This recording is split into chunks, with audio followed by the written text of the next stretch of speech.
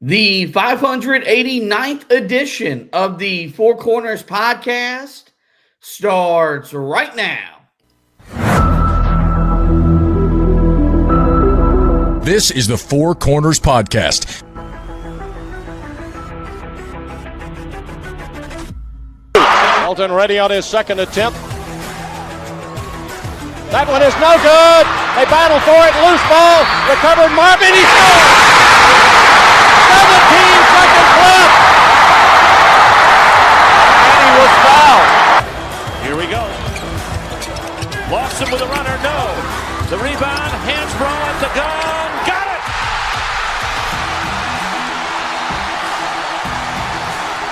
They were 4 for 24. Hansbrough on a switch on Paulus. A deep three. And Green rips down the rebound in traffic. 4-on-1. What a great job. What a terrific job in transition. I mean, you couldn't plan that any better as a coach. Tipped away by Johnson. It's loose. Page. Johnson. They're dancing in the arms. They're high-fiving. They're celebrating. They're going bananas on Franklin Street. Pass to Britt, 15 seconds to play. Up high to Page, gets a screen from Meeks. Page driving in on the left, high off the glass for two. Louisville with 7 seconds. Jones has it, goes left corner, Black's here for three. Back iron, 1 second to play, stick up, no! Carolina wins it! The Tar Heels win it! 72-71. 6 seconds to go. Pinson comes front court. Pinson to May for the win. Got it! Luke May! He got it! 0.3 of a second! Luke May gives Carolina the 75-73 lead. Are you kidding me? Inside 30 overall. Love, top of the key. Oh! Big time delivery. Here are your hosts, Josh Marlowe and Anthony Pagnotta. Hello and welcome into another live edition of the Four Corners podcast. We are powered by Carolina Electrical Services. Josh and Anthony here with you guys on a Tuesday night. We conclude our off-season project, the What If series. We take a look back at the biggest what ifs from the 2010s as we conclude this journey that's taken us a lot longer than it was anticipated. I thought we would knock this out in couple weeks. It's taken us about 2 months to get our way through it, but it's been a fun ride, and we're glad to see this thing come to an end because starting Thursday when we preview the blue-white scrimmage, we will be officially in preseason mode the rest of the way with our focus getting you ready for the 2025-2026 basketball season. Before we get to tonight's What If, though, we start every edition of the pod as we always do with the pod thought of the day. We go to David Robinson for that pod thought, and that thought is, quote, "You're always going to face criticism.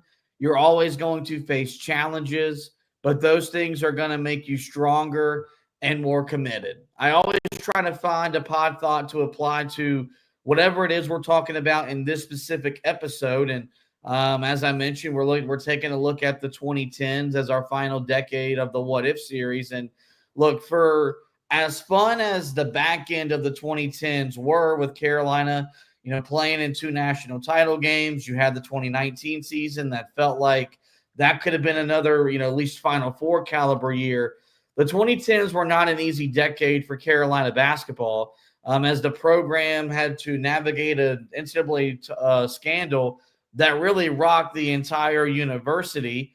But then you see heartbreak in the 2016 Final Four, redemption in the 2017 Final Four with Carolina getting back to the Final Four and winning the national championship. And so I thought that pod thought there from David Robinson was very applicable for what we're talking about tonight, the 2010 decade for Carolina basketball.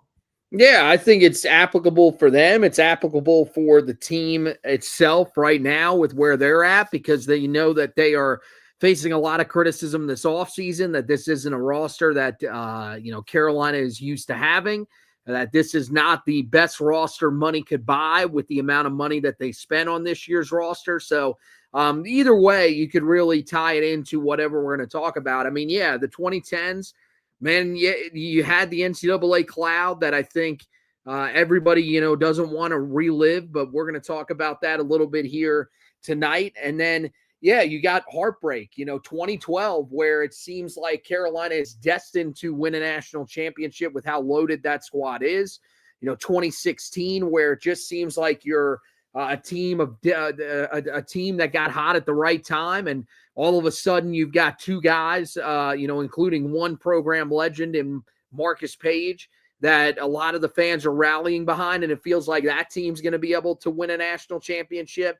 And even in 2019, that was a team that I don't think we came into the season thinking that they were going to be a national championship caliber team. We thought very highly of them because of the guy that they had landed in the, on the recruiting trail in Nazir Little. That didn't even turn out to be your best player from that recruiting class. And so, it turned into a really exciting season. The expectations as we got towards the NCAA tournament got turned up. It was, definitely a challenging decade as a fan because there were so many times where it felt like this team's going to be able to win a national championship and they fall short. But, 2017, they do end up getting it done. So you do have that to hang your hat on, but definitely a lot of heartbreak. There's no doubt about that. Yeah, and we're not even really mentioning and mixing in some frustrating and disappointing tournament losses along the way to maybe, a loss to Iowa State where Carolina was, a 6 seed, but, played well enough to win that game in advance to the second round. You get to the Sweet 16 in 2015, but you lose to Wisconsin. It was – I think for me as a fan, because Carolina went from 2009 to 2016 without a Final Four. And when you go that long at a place like this, that's considered a drought. You kind of remember how hard it is to get there. And you kind of appreciate it more. I know that for me, that was when I really started to appreciate the winning at the level that we see this program win at, because I can remember getting emotional in 2015 when they beat Arkansas in that second round in that 4-5 matchup to get to the second weekend, because it had been 4 years, but it felt like it had been a lifetime since Carolina had played in the Sweet 16. And so, the 2010 decade was definitely a trying one if you're a Carolina fan, if you're a Carolina alum, because we have to start with the NCAA investigation that, as I mentioned, didn't just impact, I think, Carolina as an athletic department.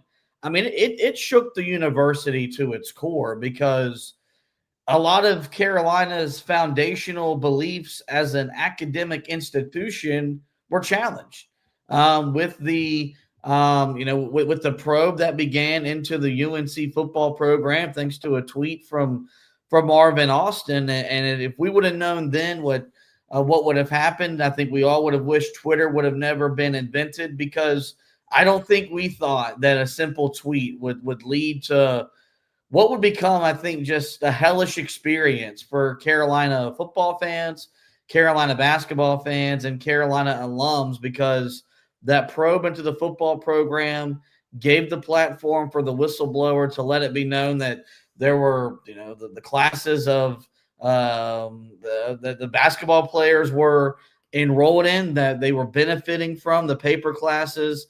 And this launched a 7-year investigation into the UNC athletic department and trying to figure out just how much academic impropriety had taken place on campus. Of course, at the conclusion of all this, the NCAA pretty much ruled and determined that it was an academic issue, not an athletic issue, because it wasn't just athletes that benefited from the paper classes. There was a more general population of general students that benefited from the paper courses as opposed to the athletes. But there's no denying that, it impacted recruiting.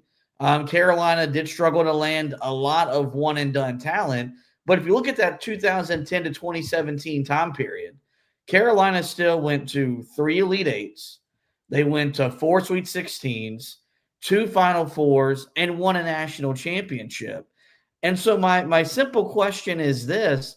If the NCAA investigation never happens, if Marvin Austin never sends the tweet that he sends out, or let's just say that it's a football issue and it never gets into the basketball side of the athletic department, just how different are those 7 years? Because even with the NCAA cloud hanging over the program's head, Carolina still accomplished a lot more than I think the average program would in a 7-year time span. Yeah, I don't really know how much different it honestly would be. I mean, you go and look and you see the success that Carolina had during that stretch. I mean, you made 2 Final Fours. You made the Elite Eight in 2012, even though, you were struggling through some injuries at that time. The thing that's important to remember as well, you landed the number 1 overall prospect in a recruiting class during that time period as well in Harrison Barnes. So Carolina, recruiting wasn't necessarily affected. This to me is a far more just question for football. Because I think with football, it would be a completely different answer. You would say, man, who knows what Carolina honestly ends up looking like, with Butch Davis as their head coach, all the other guys that get to remain on the team and everything like that. Who knows what that ends up looking like? But basketball, I feel like for the most part, they still brought in Harrison Barnes. They still had Reggie Bullock, Kendall Marshall, John Henson, all guys that were very highly regarded as prospects at the high school level. And that doesn't even get into, the guys that they eventually land in the form of, Marcus Page, who becomes a program legend, and Bryce Johnson. Those are guys that I think Carolina still ends up landing. They probably are still going after those guys.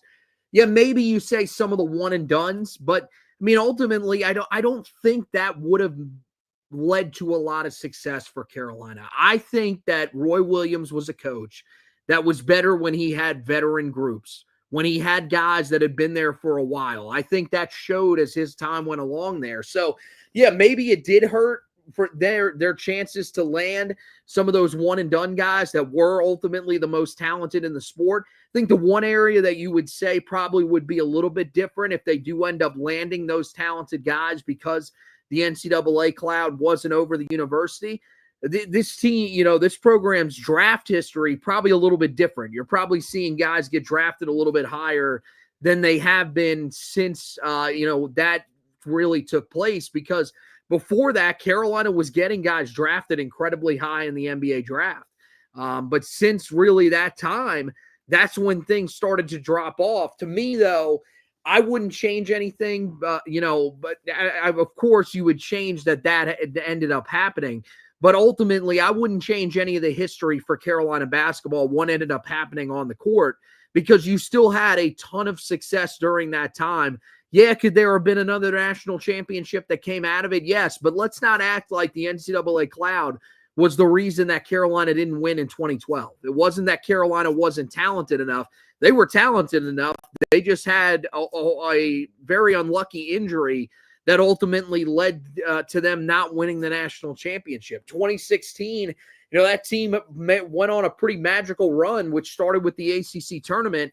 It just didn't end up in a national championship because that team for some reason just wasn't destined to cut down the nets. I don't know to this day why.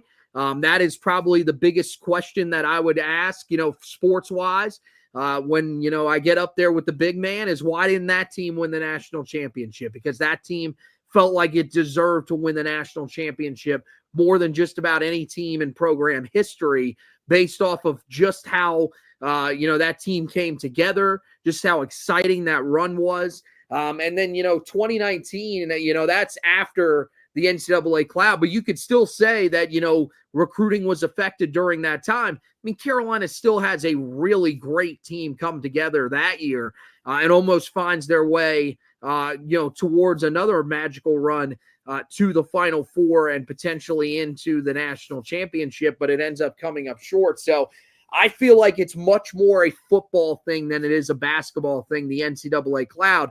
The only other thing that you could say is that what would be different is that there would probably be certain program legends, guys that were maybe not legends, but guys that were really good players, really one in particular in Rashad McCants that we probably talk about a lot more different. We probably are talking about him as one of the greatest players that Carolina had during that 2000s era. But now because of the comments that he had, he felt emboldened to speak up during that time. And what he said about Roy Williams, we have absolutely no respect for him and never will. So, I think that's probably the biggest thing that might be a little bit different. Yeah, the reason why this still applies to basketball and it's still a basketball question is because the reputation of the program took a massive hit.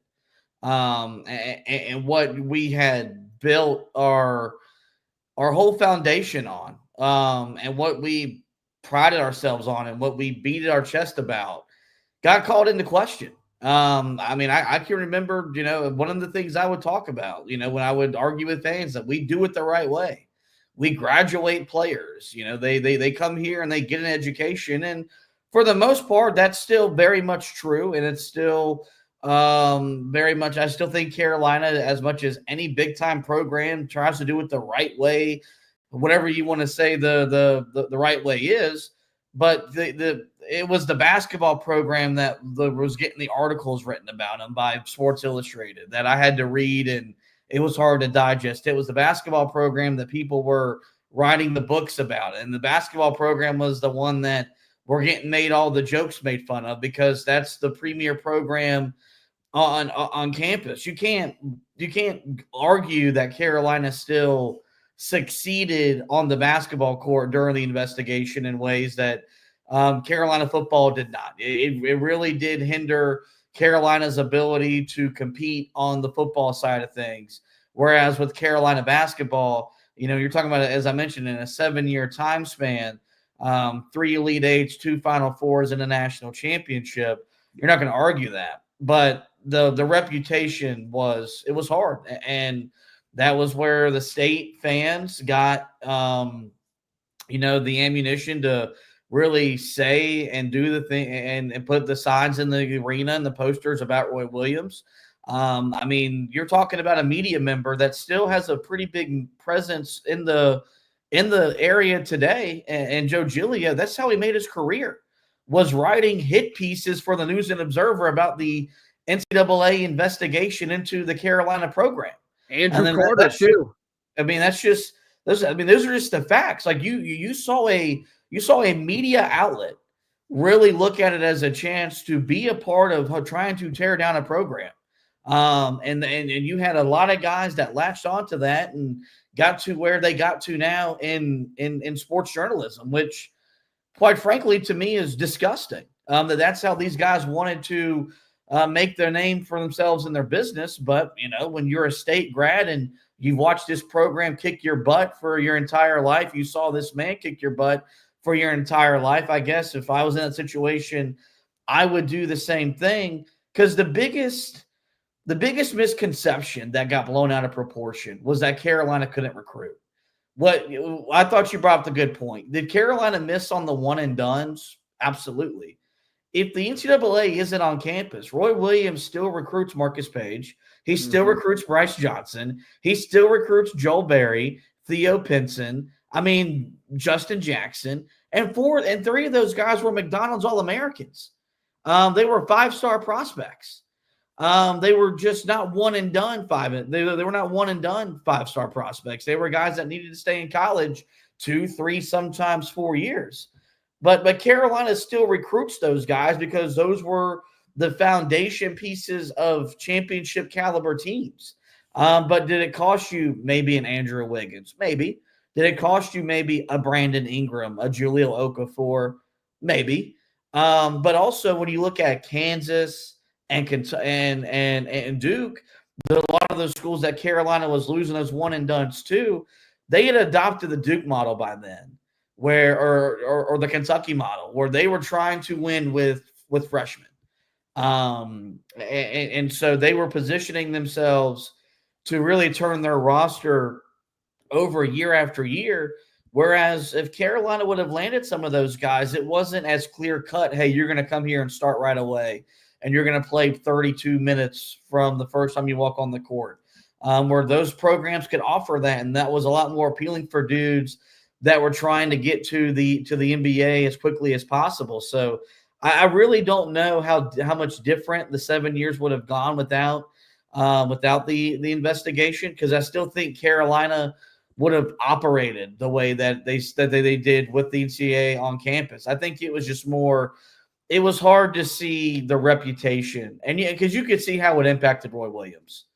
That was something I think for a fan, it was something that kind of hard to process and really accept. And so I think that's the biggest thing that, maybe we would have not had to deal with that pain, but it all kind of went away when the NCAA ruled in 2017, ironically, on the day that Carolina raised their championship banner.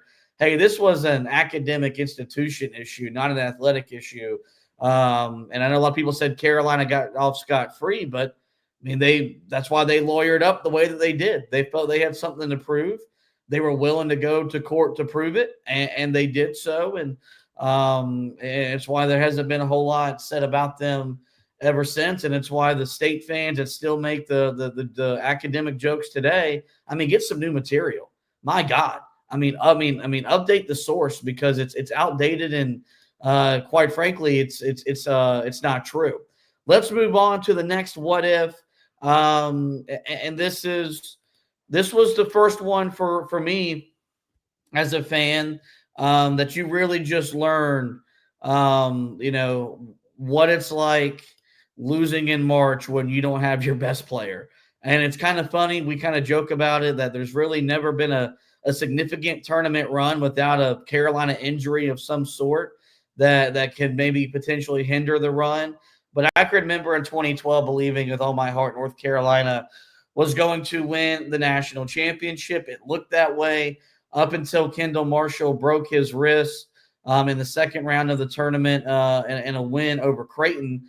And you just kind of give a glimpse into kind of where I was at that point in my life, where we were. I didn't even get to watch the game. Carolina played at 5:15 on that Sunday. My family being the churchgoers that they were, we went to church. We didn't stay home to watch the game. Wouldn't have been my choice. My butt would have been on that couch watching Carolina. But as I got out of church, I simply got a text from you that Marshall broke his wrist and it followed up, we're screwed. And that proved to be true, because Carolina would lose to Kansas in the Elite Eight and be denied a trip to the Final Four and ultimately not be able to win the national championship.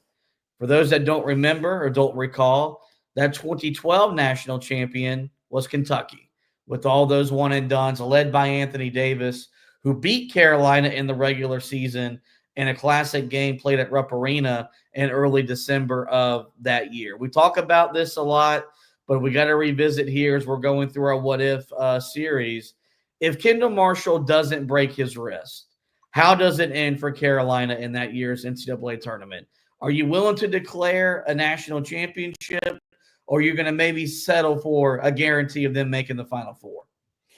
I mean, I think the guarantee is that they would have made the Final Four. All you would have had to do was beat Kansas. They put up a great fight in the Midwest Regional Final, which, was in Kansas's backyard.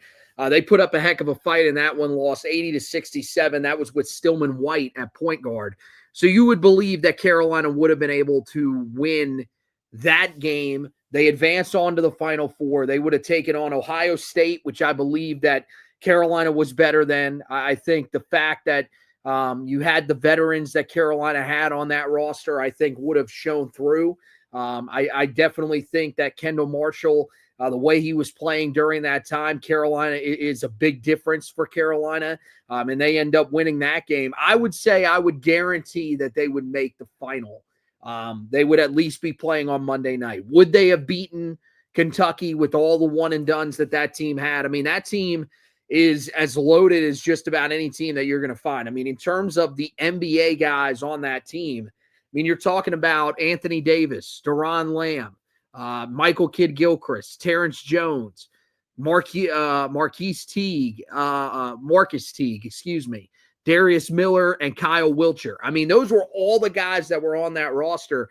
That's about as deep as any team in the entire country in terms of the amount of talent, guys that eventually went on to play in the NBA. That's as much as we had seen really on a team in a long time. I mean, they went 38-2 that season. They definitely deserve to win the national championship. So I don't know if I would go as far as to say Carolina is guaranteed a title. But the other thing to keep in mind, if you're saying that, maybe you believe Carolina wins that national championship, is that, Carolina had a lot of NBA talent on their roster, and they had guys that had been there and were more veteran. Again, Kendall Marshall's only a sophomore, Reggie Bullock a sophomore, and Harrison Barnes a sophomore. So your best players on that team, outside of Tyler Zeller and John Henson, were sophomores. So they were still relatively young, but still you feel like that would have been an advantage for Carolina. I think the matchup inside between Tyler Zeller and Anthony Davis would have been a fantastic one. John Henson doing a really good job of sealing the rim as well. How would that have played in that game? I mean, Carolina was just so dominant on the glass that you wonder if Carolina overpowers them. So, I mean, the more I talk about it, the more I almost talk myself into saying that they would have won the national championship. But I do think that you do have to give that Kentucky team some credit still. This Carolina team was absolutely loaded. I mean, you had James Michael McAdoo and PJ Hairston as the guys coming off the bench for this group. And so I definitely believe that this team would have been set up for, at least that Monday night, if not take home the national championship. And that's what hurts so much about this. Stillman White was good enough to get him past Ohio, but he unfortunately just wasn't good enough to get him past Kansas. Because, boy, if you talk about if they would have won that game, where Stillman White ranks in Carolina history in terms of the storyline. I mean, if they had found a way to get to the Final Four, down Kendall Marshall and running basically a guy that was a walk-on out there, I think that would have been truly one of the greatest stories. So you can kind of do two what-ifs when it comes to that 2012 team. And the thing about, that loss to Kansas, and I think people forget this, game was tied with 2.5 minutes to go. Yep. I mean, Carolina was there. It was 67 up, and Kansas finishes the game on a 13-0 run to advance to the Final Four. If you put Kendall Marshall into that game, even if that game's in Kansas's backyard, you figure Carolina wins, because that was probably the worst Kansas team that Bill Self ever took to the Final Four, let alone took to the national championship game. And I don't want to disparage what that team was or did, but it wasn't as good as this team that won the title in 2008. I don't think it was as good as the team we took to the Final Four in 2018, or the team that he beat us with in 2022 in the final either. And look at how many different narratives change. Obviously, Roy Williams gets a win over Kansas. He doesn't go 0 in his career. Yeah. And then if they get to the national title game, and let's say they win, John Calipari doesn't win a national championship at Kentucky. One things that we talk about in the college basketball landscape is how much he underachieved in Kentucky in general with just winning one national championship. If Carolina wins that title, he goes through that run with all that talent he put into the NBA and never once, cuts down the nets and hangs a banner. I mean, you would be talking about one of the biggest underachievements in the history of sports at that rate. And why if you want to say that if you want to be confident Carolina wins, they lose the game to Kentucky in the regular season on the final play of the game. And Carolina had a chance to win the game, and Anthony Davis blocked a John Henson shot. And that was on the road back when, Rupp was Rupp, and it was really hard to walk into that arena and win. I think you put that game on a neutral court. If you want to lean Carolina's favor, I think you definitely can.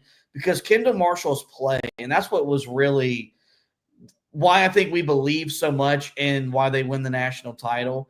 If you go back to the game at Duke where they beat Duke to win the ACC regular season, and they blew them out. From that game through the ACC tournament up until when he got hurt against Creighton, he had become a different player. He was averaging practically a double-double with points and assists. You don't see that at the college level. And his defense had even taken a step where I thought if he could defend at that level, Carolina was going to win a national championship. And that felt like a prototypical Roy Williams team that everything they did in November, December, January, and February was a primer for 3 weekends in March for them to be at their absolute best for those 3 weekends. And so it's hard to get to guarantee a national championship. I think deep down in my heart, I think they were better than Kentucky. I really do. And I think they get the job done. I do think, bar none, okay, you at least get to you at least get to Monday night. And then you add, if that happens, Roy Williams now has 10 Final Fours. He's got double-digit Final Fours. If he has what would have been his third, on his way to 4 national championships, what does that do for his all-time narrative for 2 guys that believe he's already the greatest coach in the history of the sport?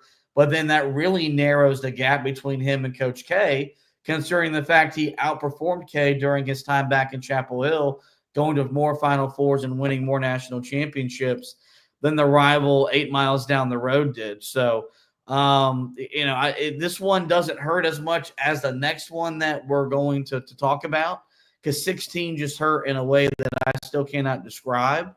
But 2012 will always be, the equivalent to, some of Dean Smith's teams that had injuries that derailed them from getting to a Final Four, winning a national championship, because you feel like if Kendall Marshall's healthy, they get there. And one last thing, and we'll move on. If you go back to the Sweet 16 Elite 8 weekend, there was belief that if Carolina got through the weekend, he could play in the Final Four. How likely is it? We don't truly know.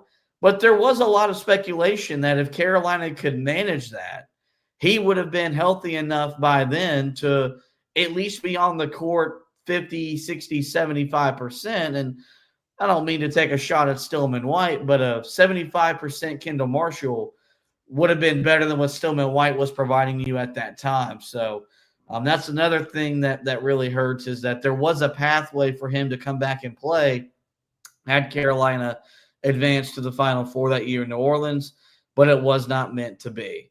Let's move on to 2016.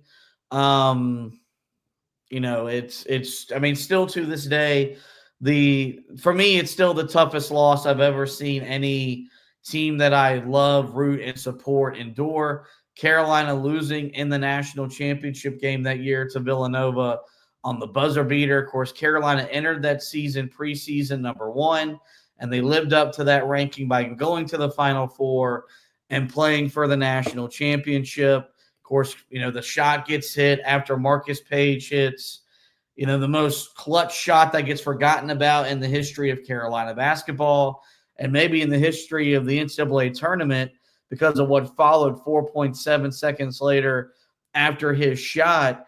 If the shot that Chris Jenkins hits never goes in, and that clanks off like it probably does 98% of every other time, and Carolina gets the game to overtime, I think everybody and their mother thinks the Heels win that national championship. I think you think Carolina prevails because they would have had all the momentum on their side. I mean, just how differently do we look at Marcus Page's shot? Because Roy Williams says it's the greatest shot in program history, but it gets overlooked because of what Chris Jenkins does. If Page hits that shot and it leads to a national championship, is there a scenario where that's a more iconic shot than Michael Jordan's shot in '82? Yeah, I mean, it probably is because, I mean, Carolina at that time, I mean, there was a time in that game where it felt like they were dead and gone and they had no chance. I mean, for him to basically rescue Carolina's hopes with a double clutch shot that pretty much nobody is able to hit. That's a shot that no one else hits. I still to this day believe that. You could throw even Steph Curry out there. I don't know if he ends up hitting that shot. That shot is truly the greatest shot that we have ever seen in the history of college basketball. I mean, there's nobody, I don't see any other shot with that level of difficulty that ends up going in. And especially in that moment. And so, yeah, unfortunately, it kind of gets wiped away by the Chris Jenkins shot. I think it's definitely, in terms of NCAA tournament history, that's the shot that would be remembered. I mean, that was the more difficult shot of the two to knock down. And that would be in every promo that you would see for March Madness. I'm still shocked that it isn't in some of the ones that you do see because the call of that shot was unbelievable. No one could believe that it actually went in. And so, I'm with you. To me, there's no way that if that game gets to overtime that Carolina doesn't win the national title. They had all the momentum on their side. Everything was trending towards Carolina, and the environment in that building was turning in Carolina's favor. And so I think they find a way to win that national championship. Now, what does that mean for the next year? I don't know, because that team was not like 2008. That is one of those situations where, most of those guys that ended up coming back, I think every one of them probably does end up coming back. So maybe Carolina can go back to back. Probably not, though, because you just look at how much motivation that team needed going into that year. I think that's what powered that team to a national championship, because in terms of the talent level, that was not 09. That was not 82. I don't even know if it was 05 in terms of talent. I think it was probably, in terms of the national championships, one of the less talented teams that Carolina had. But because of the just will and want to avenge what had happened the previous year, that's what led to the national title. If I'm being honest with you, you look at the guys that ended up winning the title that year, the guys that were the heroes that year, and in terms of like changing the history, if there was one moment that I could change, it would be that one. Because I would change it to where 2016 was the year that they won the title. I know that takes away some of the moments that we saw from Joel Berry in that Final Four, fighting through, both ankles being injured and everything like that. But man, he still would have won a national championship, and you would have had titles for Marcus Paige and Bryce Johnson. As I said, Bryce Johnson, truly one of those guys that was just so easy to connect with as a Tar Heel fan because of how emphatic he was in terms of how much of emotion he played the game with. And then Marcus Paige, just one of the all-time greats at Carolina, especially at that point guard spot. So I think that would probably be one moment. There's not many things that I would change about Carolina's basketball history, but if you told me that was the trade-off that you had to make, I would make it for that team. I'd sell a family member off to get that 2016 team a national championship. And there's not a price tag that I would not deem too high. Like if that, and there's not a family member really outside of my immediate family, I would not be willing to trade for that team to win a national championship. Well, you're going real deep with this one. outside of Phil Ford, there is not a player that does not have a national championship to his ledger that deserved a national championship more than Marcus Paige. And I'm not exaggerating. For as great as he was on the court, and obviously for me, I have a different attachment to him. That's my all-time favorite Tar Heel. I thought Joel Berry, got close. If y'all heard the way I talked about RJ Davis, if the podcast would have existed in 2015, 2016, the way I felt about Marcus Paige's Probably unhealthy, but there's just a love and a reverence for the man that's why I feel that way. And so while 2017 is special and because you get back and you redeem it, Marcus Paige isn't a national champion because 2017 won the national title. Bryce Johnson isn't a national champion because 2017 got back to the Final Four and won the national championship. So I wouldn't even hesitate, man. Like, there's never been a time in my sports fandom I felt lower as a fan than watching Carolina lose that national championship. Like, there was just an emptiness that could not be described because of how bad I wanted it. Like Roy Williams talked about in 2009, he thought it was only right for Tyler Hansbrough to win a national championship. Well, in 2016, that's how I felt about Marcus Paige because he was a great player on the court. And then he was really, in my opinion, the guy that led and guided us through all the crap they dealt with off the court because he became the next mainstay. He became the 4-year guy. And we watched him grow up, man. I could remember some of the things I said about that poor kid his freshman year because I did not think he was good enough to play at Carolina. And then he has his ACC tournament where he plays some of the best basketball I've ever seen a freshman play in that event. And then he comes out the next year, and he was, that's when his sophomore year was second half Paige, man, where in the second half that guy just went to a different level and was sometimes the best player in the country with the way that he competed in the second halves of so many games. And then his senior season, it gets cut short because he has a hand injury, but he comes back in the ACC Big Ten Challenge against Maryland. And then from the moment he walked on the court, you knew that team was destined to go to the Final Four. There was never a time where I wavered with that team. There were some fans that thought throughout the year when Carolina had their lulls, oh, they're not good enough. They're not going to get there. I never got to that point because there was so much trust and faith in him and Bryce Johnson that they were going to get the job done. And they ultimately fell one play short. But I have no regret saying that I'm with you. I would trade 2017 for 2016 in a heartbeat. And that shot, it's people probably question why it's not in the video intro to the podcast.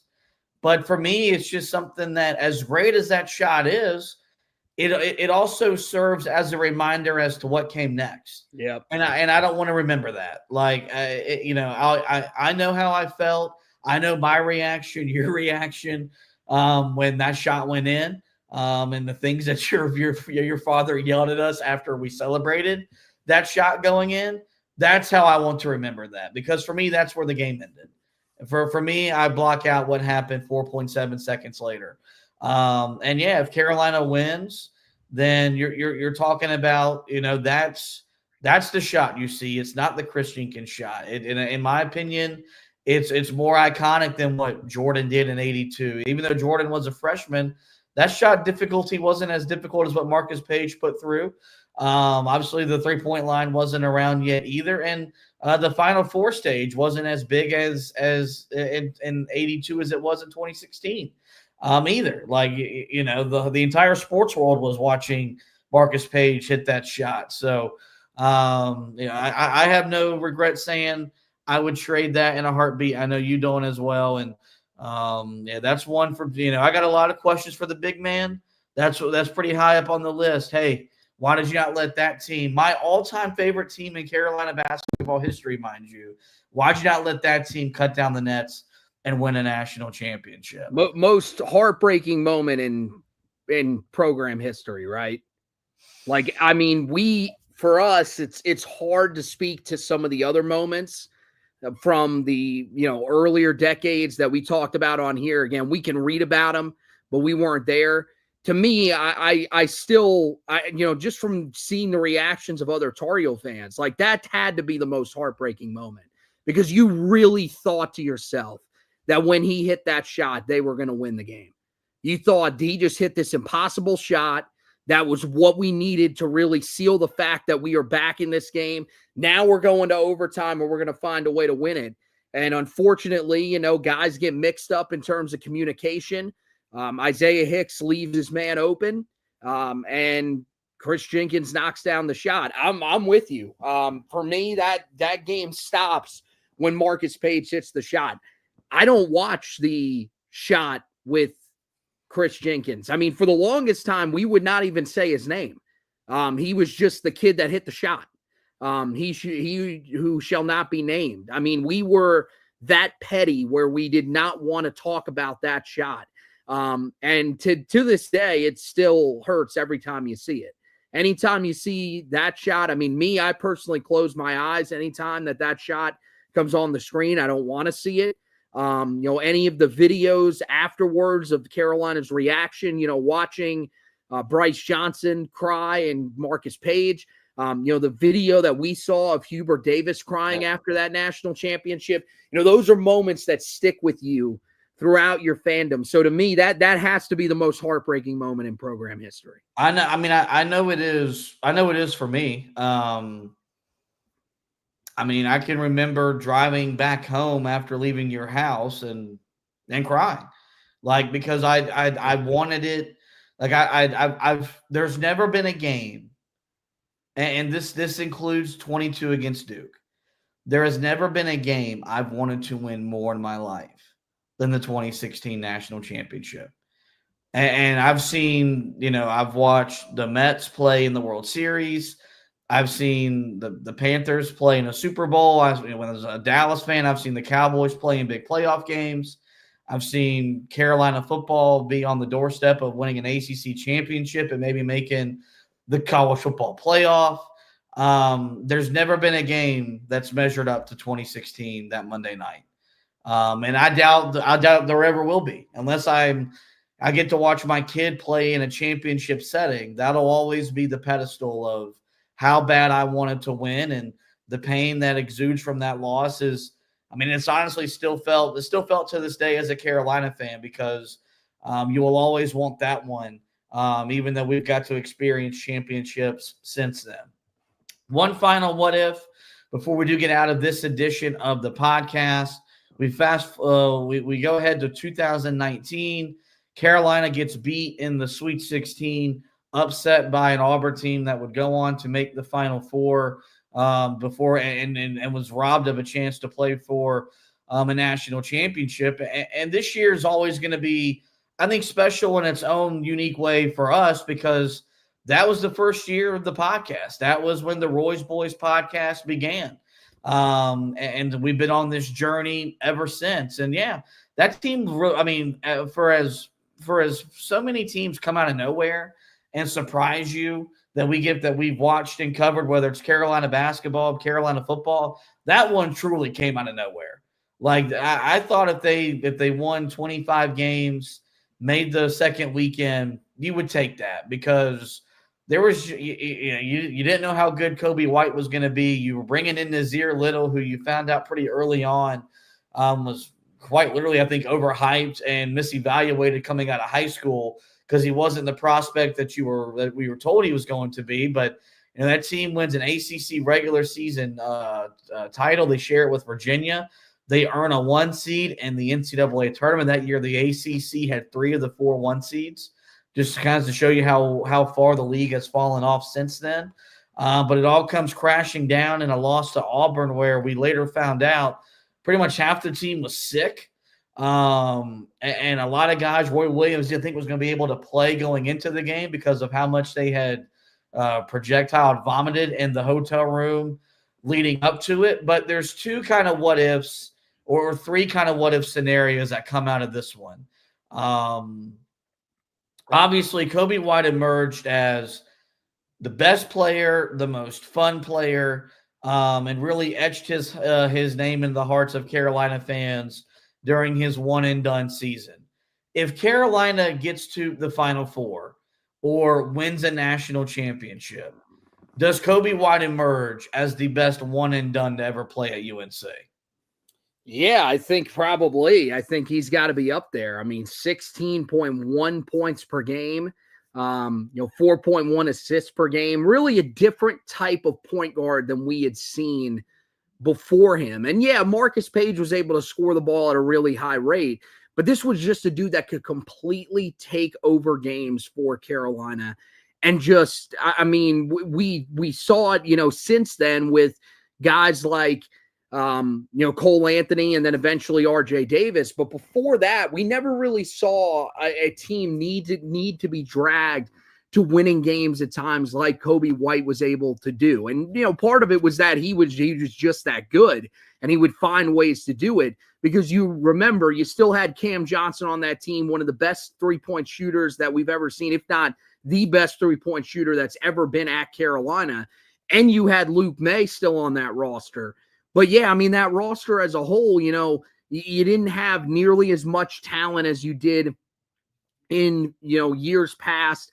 You didn't see, 5-6 guys on that roster eventually go to the NBA. It wasn't that talented of a roster. So, I think Kobe probably is up there. I mean, in terms of just how special his year was. I told you, with him, he would be in the conversation as one of the greatest point guards that's ever played at Carolina. When we talk about the all-time greats, there's the normal names that we bring up, with Phil Ford, with Ty Lawson, Kendall Marshall, Marcus Page, those guys, I think we bring those up automatically.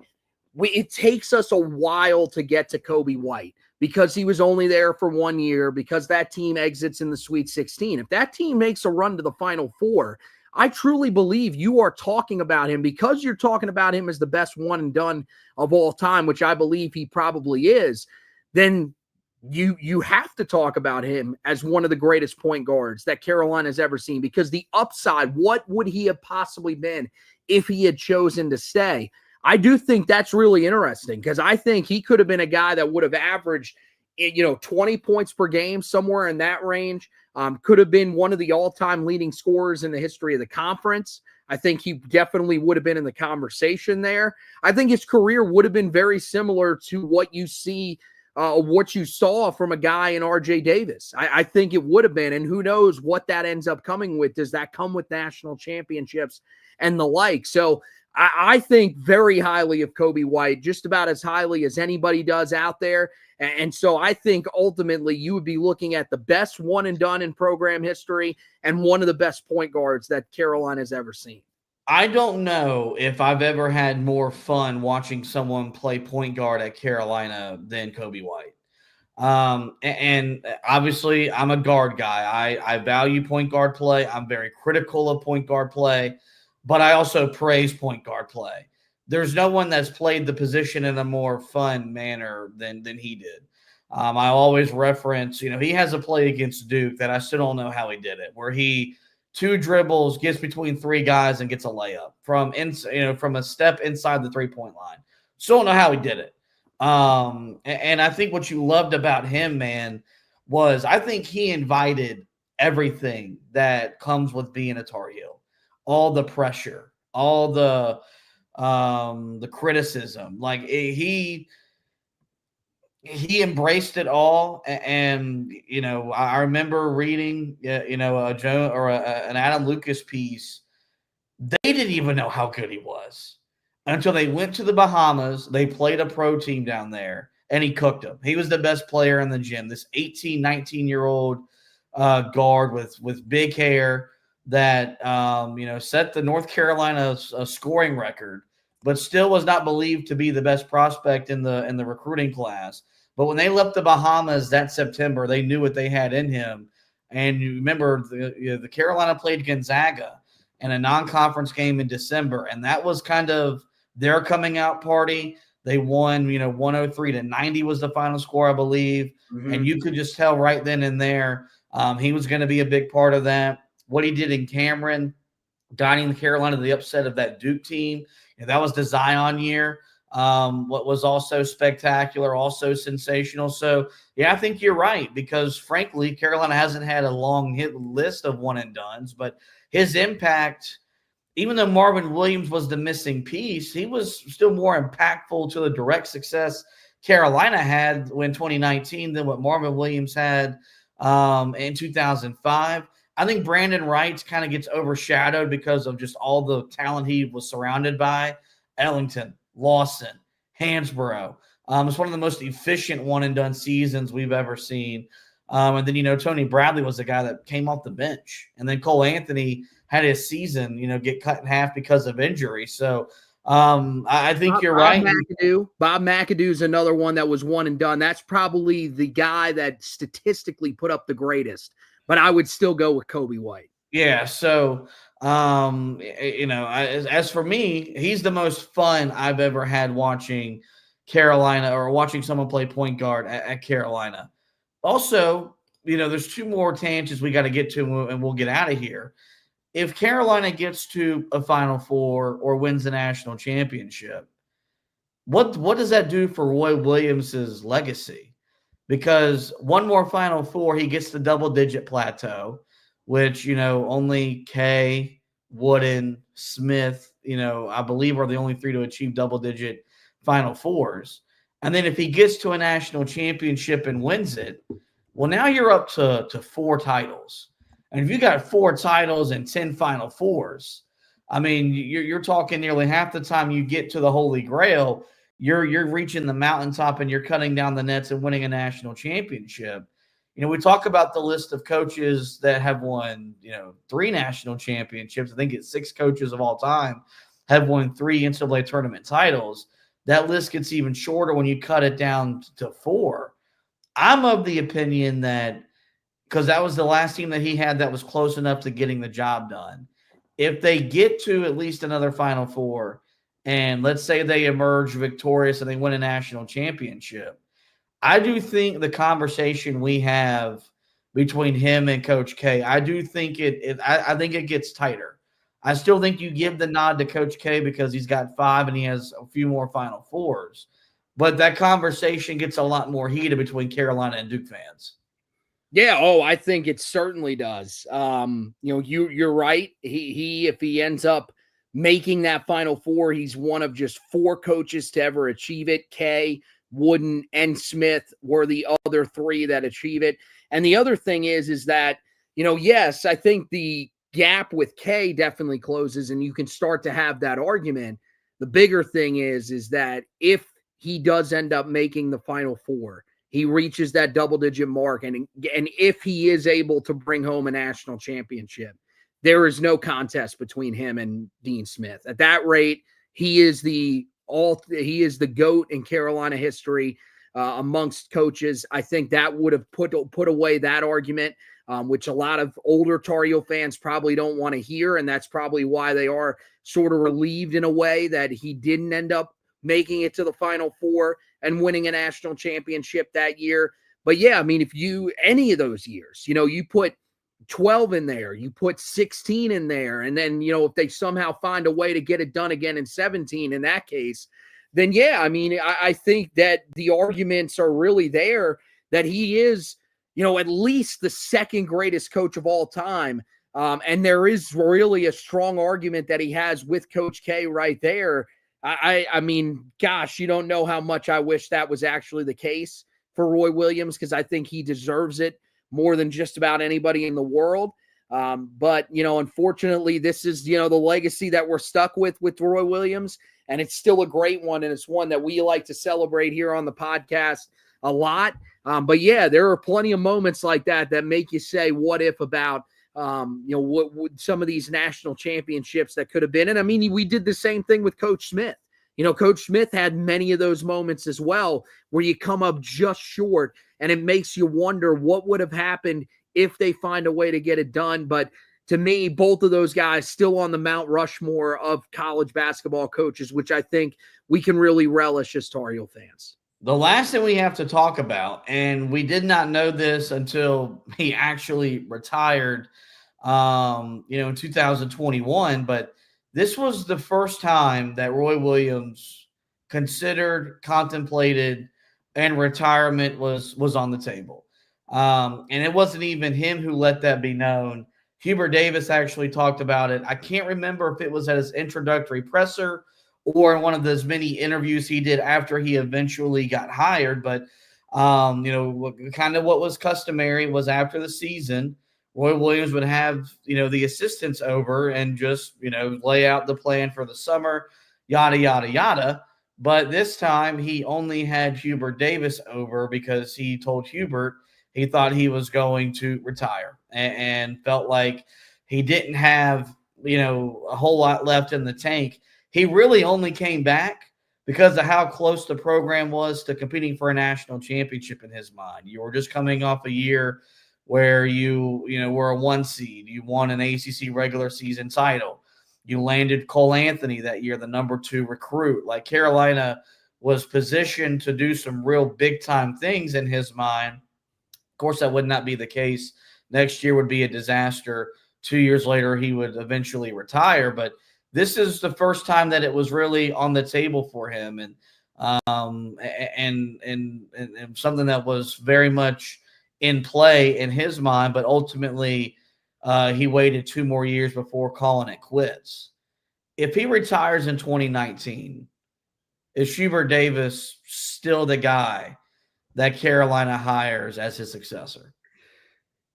Whew, man, it's close. I think the answer is no. See, I think it's yes. I think it's still yes. I think he would have taken the risk on him because, he had been his assistant for one of his assistants for 7 years. I do think that, one of the things that Hubert did a really good job of that some of the other assistants maybe weren't nearly as good at was the recruiting side of things. And so I wonder if that moment or in that moment, if he thinks of that and that's where the ultimate direction that he goes in. I mean, here's the thing, when it comes to his time as the JV coach, I don't remember what time period was that. Well, I mean, that was probably 2017, 2018, where he becomes the head coach of the JV team. So I do think that there was enough, there was proof that they were moving in that direction and that was ultimately the direction that they were going to go. I would still say yes, but it would not shock me either if they did say, he said, look, what we're going to do is we're going to, eventually go to Hubert. But right now we're going to start out with Steve Robinson as the head coach. He's been there before. He's done that. He's been a head coach and, had some success, not the greatest success when it came to his head coaching career. But I think he can really bridge the gap, very similar to what we saw from Bill Guthridge. And I do think eventually Hubert probably becomes the coach. I could see either one of those scenarios working out. But I think that Roy did trust that Hubert was the guy even at that point. So you still don't think there's a scenario where Wes Miller gets hired? I think Wes Miller was too young at that point.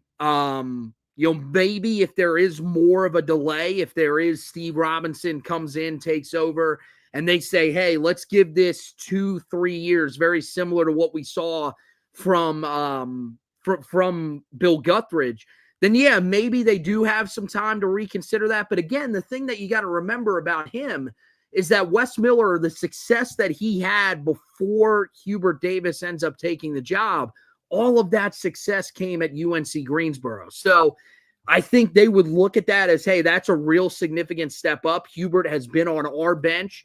I think that there was probably more reason to believe that because he was on their bench, that's the reason why Roy ultimately goes with him. So to me, yes, I think Hubert Davis is the coach. It would have just been a matter of when. I don't think that changes no matter when Roy retires. Yeah, I wonder because, leading up to the 2016-20 or the 2018-19 season. So in 2016-2017, UNC Greensboro 25-10, 14-4 overall in the Southern Conference. 2017-2018, 27-8. They go 15-3. They make the NCAA tournament. They lose in the first round that year to Gonzaga in a 4-point contest. And then, of course, that year that would have been if Roy Williams retires, 29-7, 15-3. They finish second in the Southern Conference. They don't make the tournament. So, one thing is that he only had one tournament to his ledger. but would have had 3 really strong seasons as the UNC Greensboro coach. And you could have at least been able, and of course, I'll always make the argument for him because that's the guy I wanted to be hired to begin with.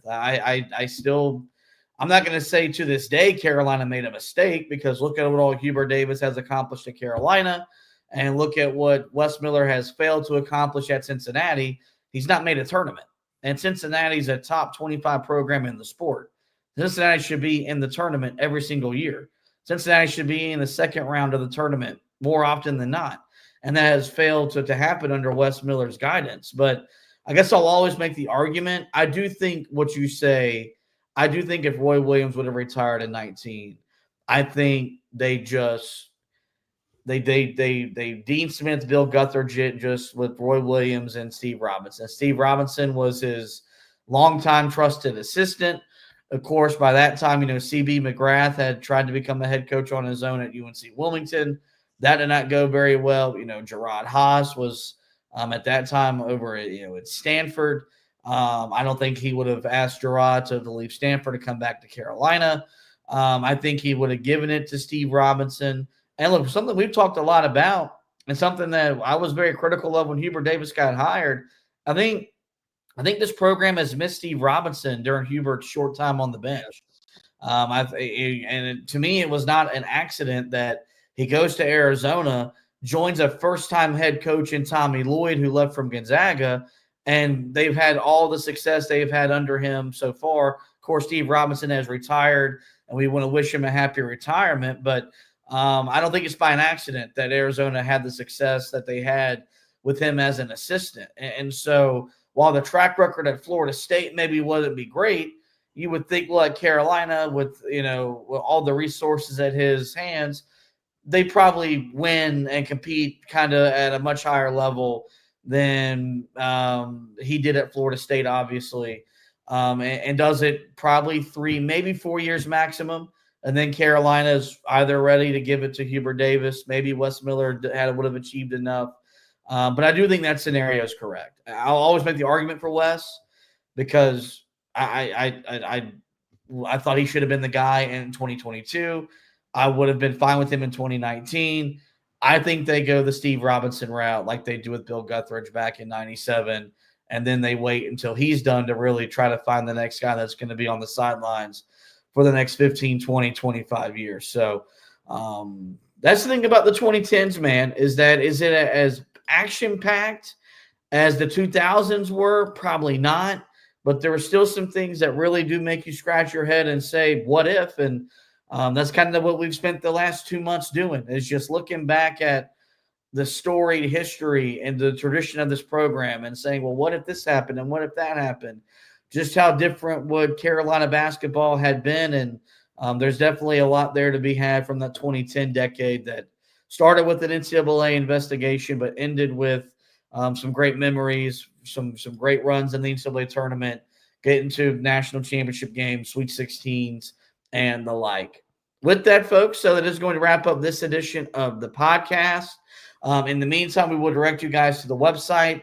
That's HeelToughBlog.com, where we are just right around the corner. The basketball content will start this week because the blue-white scrimmage is on Saturday afternoon. We'll have an article up about what to watch for. We'll have an article up about what I took away, because we'll be in attendance for that following the conclusion of Carolina and Clemson in football, which comes your way at noon in Kenan Stadium. So double dip for your boys. Will be on hand for that game as well. So the basketball content is coming to the website. Of course, the football content has been steady throughout. Anthony will have you cover the preview of the game, the recap of the game following, and then, of course, leading up to the game, we will get an injury report, and there'll be an article about that on the website as well. So if you don't do so already, make sure you get in the habit of checking our website every single day. That's HeelToughBlog.com, the latest and the best coverage, Carolina basketball and Tar Heel football. As for the podcast, you guys know where to find us. Every major podcasting platform, simply search the Four Corners Podcast and we'll pop up. there. We encourage you guys to rate, review, and subscribe. That way you don't miss any editions of the show. If you're an audio consumer, if you partake in us visually and you want to get notified about when we go live, and every basketball podcast is now on the video platform as well. Like and follow us at Heel Tough Blog on Facebook and on YouTube. Hit the notification button for those pages, and you'll be notified when we go live. If you consume us via Twitter, follow me on Twitter, HTB_Josh. And whenever we go live, it'll send you a notification as well. So that's the best way to keep up with us if you're a visual consumer of the podcast. But with that, folks, that is going to wrap up this edition of the show. I do want to thank Anthony once again for hosting with me. We want to thank you guys for both watching and listening. And as always, go Tar Heels.